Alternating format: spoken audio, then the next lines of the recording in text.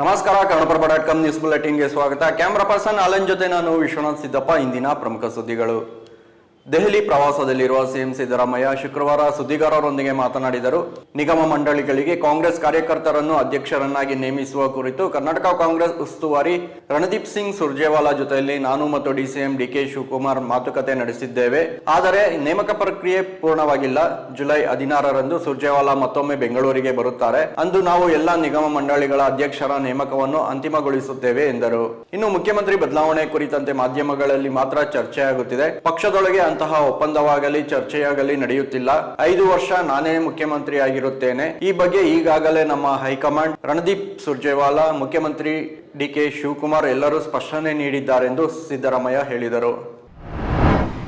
ದೆಹಲಿ ಪ್ರವಾಸದಿಂದ ವಾಪಸ್ಸಾದ DCM DK Shivakumar Kempegowda ಅಂತಾರಾಷ್ಟ್ರೀಯ ವಿಮಾನ ನಿಲ್ದಾಣದಲ್ಲಿ ಮಾಧ್ಯಮಗಳ ಜೊತೆ ಮಾತನಾಡಿದ್ದು, ನೀರಾವರಿ ಯೋಜನೆಗಳ ವಿಚಾರವಾಗಿ ದೆಹಲಿ ಪ್ರವಾಸ ಬಹುತೇಕ ಫಲಪ್ರದವಾಗಿದೆ ಎಂದರು. ಇನ್ನು 5 ವರ್ಷ ನಾನೇ ಸಿಎಂ ಆಗಿರುತ್ತೇನೆ ಎಂಬ ಸಿದ್ದರಾಮಯ್ಯ ಹೇಳಿಕೆಗೆ ಪ್ರತಿಕ್ರಿಯಿಸಿದ ಅವರು, ನಾನು ಪಕ್ಷದ ರಾಜ್ಯಾಧ್ಯಕ್ಷ, ಪಕ್ಷ ಏನು ಹೇಳುತ್ತದೆಯೋ ಅದನ್ನು ಮಾಡುತ್ತೇನೆ. ಸಿಎಂ ಬದಲಾವಣೆ ವಿಚಾರವಾಗಿ ನಿಮ್ಮ ಪ್ರಶ್ನೆಗಳಿಗೆ ಸಿದ್ದರಾಮಯ್ಯ ಅವರೇ ಉತ್ತರ ನೀಡಿದ್ದಾರೆ. ಅವರು ಉತ್ತರ ನೀಡಿದ ಮೇಲೆ ನಾನು ಮತ್ತೆ ಆ ವಿಚಾರ ಮಾತನಾಡುವುದು ಸರಿಯಲ್ಲ ಎಂದು ಹೇಳಿದರು. ಬೆಂಗಳೂರಿನಲ್ಲಿ ಕಿರುತೆರೆ ನಟಿ ಹಾಗೂ ನಿರೂಪಕಿಗೆ ಆಕೆಯ ಗಂಡನೇ ಚಾಕುವಿನಿಂದ ಹಿರಿದಿದ್ದಾನೆ. ಕನ್ನಡದಲ್ಲಿ ಅಮೃತಧಾರೆ ಸೇರಿದಂತೆ ಹಲವು ಧಾರಾವಾಹಿಗಳಲ್ಲಿ ನಟಿಸಿರುವ ಮಂಜುಳಾ ಅಲಿಯಾಸ್ ಶ್ರುತಿ ಕಣ್ಣಿಗೆ ಪೆಪ್ಪರ್ ಸ್ಪ್ರೇ ಹಾಕಿ ಬಳಿಕ ಆಕೆಗೆ ಚಾಕುವಿನಿಂದ ಹಿರಿದಿದ್ದಾನೆ. ಬೆಂಗಳೂರಿನ ಹನುಮಂತ ನಗರ ಪೊಲೀಸ್ ಠಾಣಾ ವ್ಯಾಪ್ತಿಯ ಮುನೇಶ್ವರ ಲೇಔಟ್ನಲ್ಲಿ ಜುಲೈ 4ರಂದೇ ಘಟನೆ ನಡೆದಿದ್ದು ತಡವಾಗಿ ಬೆಳಕಿಗೆ ಬಂದಿದೆ. ಪ್ರಸ್ತುತ ಹನುಮಂತ ನಗರ ಪೊಲೀಸರು ಆರೋಪಿ ಅಮರೇಶ್ ನನ್ನು ಬಂಧಿಸಿದ್ದಾರೆ. ಮತ್ತೊಂದೆಡೆ ಕಾಮಿಡಿ ಕಿಲಾಡಿಗಳು ಖ್ಯಾತಿಯ ಹಾಸ್ಯ ನಟ ಸಂಜು ಬಸಯ್ಯ ಪತ್ನಿ ಪಲ್ಲವಿಗೆ ಯುವಕನೋರ್ವ ಅಶ್ಲೀಲ ಸಂದೇಶ ರವಾನಿಸಿದ್ದಾನೆ. ಈ ಸಂಬಂಧ ಸಂಜು ಬಸಯ್ಯ ದೂರು ನೀಡಿದ್ದು, ಪೊಲೀಸರು ವಿಜಯನಗರದಲ್ಲಿ PU ವಿದ್ಯಾರ್ಥಿಯೊಬ್ಬನನ್ನು ವಶಕ್ಕೆ ಪಡೆದಿದ್ದರು. ಈ ವಿಷಯ ತಿಳಿಯುತ್ತಿದ್ದಂತೆ ಸಂಜು ಬಸಯ್ಯ ವಿದ್ಯಾರ್ಥಿಗೆ ಬೈದು ಬುದ್ಧಿ ಹೇಳಿದ್ದು, ಆತನ ಭವಿಷ್ಯ ಹಾಳಾಗಬಾರದು ಎಂದು ಕೇಸ್ ವಾಪಸ್ ಪಡೆಯುವುದಾಗಿ ಹೇಳಿದ್ದಾರೆ.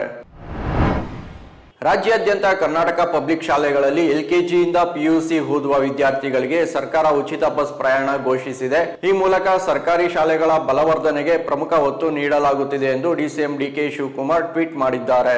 ಈ ಟ್ವೀಟ್ಗೆ ಸ್ಪಷ್ಟನೆ ನೀಡಿರುವ ಸಾರಿಗೆ ಇಲಾಖೆ ಸಚಿವ ರಾಮಲಿಂಗಾರೆಡ್ಡಿ, ಶಾಲಾ ಮಕ್ಕಳಿಗೆ ಫ್ರೀ ಬಸ್ ಪಾಸ್ಗೆ ಡಿಕೆ ಶಿವಕುಮಾರ್ ಸಲಹೆ ನೀಡಿದ್ದಾರೆ ಅಷ್ಟೇ. ಇದು ಕೇವಲ ಸಲಹೆ. ಇದಕ್ಕೆ ಸಂಪುಟದಲ್ಲಿ ಒಪ್ಪಿಗೆ ಬೇಕು. KPS ಶಾಲೆಗಳ ಗಂಡು ಮಕ್ಕಳಿಗೆ ಉಚಿತ ಬಸ್ ಪಾಸ್ ಇಲ್ಲ. ಶಾಲೆಯಲ್ಲಿ ಓದುವ ಹೆಣ್ಣು ಮಕ್ಕಳಿಗೆ ಈಗಾಗಲೇ ಫ್ರೀ ಇದೆ. ಈ ಯೋಜನೆಗೆ ಹೆಚ್ಚುವರಿಯಾಗಿ 10 ಕೋಟಿ ರೂಪಾಯಿ ಖರ್ಚಾಗುತ್ತದೆ ಎಂದರು. ಬೆಂಗಳೂರಿನ ಪ್ರತಿಷ್ಠಿತ ಗಾಳಿ ಆಂಜನೇಯ ದೇಗುಲವನ್ನು ಮುಜರಾಯಿ ಇಲಾಖೆ ಸುಪರ್ದಿಗೆ ತೆಗೆದುಕೊಂಡ ನಂತರ ದೇವಸ್ಥಾನದ ಆಡಳಿತ ಮಂಡಳಿ ಸಿಡಿದೆದ್ದಿದೆ. ಈ ಬೆನ್ನಲ್ಲೇ ಮುಜರಾಯಿ ಇಲಾಖೆಯ ಸಚಿವ ರಾಮಲಿಂಗಾರೆಡ್ಡಿ ಸ್ಪಷ್ಟನೆ ನೀಡಿ, ಇದು ತಾತ್ಕಾಲಿಕ, 5 ವರ್ಷದ ನಂತರ ದೇಗುಲವನ್ನು ಟ್ರಸ್ಟ್ಗೆ ವಾಪಸ್ ನೀಡುತ್ತೇವೆ ಎಂದು ತಿಳಿಸಿದ್ದಾರೆ. ಗಾಳಿ ಆಂಜನೇಯ ಸ್ವಾಮಿ ದೇಗುಲದಲ್ಲಿ ಹಣ ದುರುಪಯೋಗ ಆಗಿದೆ. ಹೀಗಾಗಿ ಈ ಕ್ರಮ ಕೈಗೊಂಡಿದ್ದೇವೆ. ಯಾವುದೇ ದೇವಸ್ಥಾನದಲ್ಲಿ ಹಣಕಾಸಿನ ದುರುಪಯೋಗ ಆದರೆ ಅದನ್ನು ವಶಕ್ಕೆ ಪಡೆದುಕೊಳ್ಳುವ ಅಧಿಕಾರ ಸರ್ಕಾರಕ್ಕಿದೆ. ಈ ಹಿಂದೆ ಬಿಜೆಪಿ ಸರ್ಕಾರದ ಅವಧಿಯಲ್ಲೂ ಸುಮಾರು 10 ದೇವಾಲಯಗಳನ್ನು ವಶಕ್ಕೆ ಪಡೆದುಕೊಂಡಿತ್ತು ಎಂದು ಹೇಳಿದರು. ಮೈಸೂರು ರಸ್ತೆಯ ಬ್ಯಾಟರಾಯನಪುರದಲ್ಲಿರುವ ಗಾಳಿ ಆಂಜನೇಯ ಸ್ವಾಮಿ ದೇವಸ್ಥಾನದಲ್ಲಿ ಹುಂಡಿ ಹಣ ಎಣಿಕೆಯ ಸಂದರ್ಭದಲ್ಲಿ ಸಿಬ್ಬಂದಿಯೇ ಕಳ್ಳತನ ಮಾಡಿರುವ ವಿಡಿಯೋ ವೈರಲ್ ಆಗಿತ್ತು. ಇವು ಇಂದಿನ ಪ್ರಮುಖ ಸುದ್ದಿಗಳು. ವಿವರವಾದ ಸುದ್ದಿಗಳಿಗಾಗಿ ಕನ್ನಡಪ್ರಭ.com ನೋಡಿ. ನಮಸ್ಕಾರ.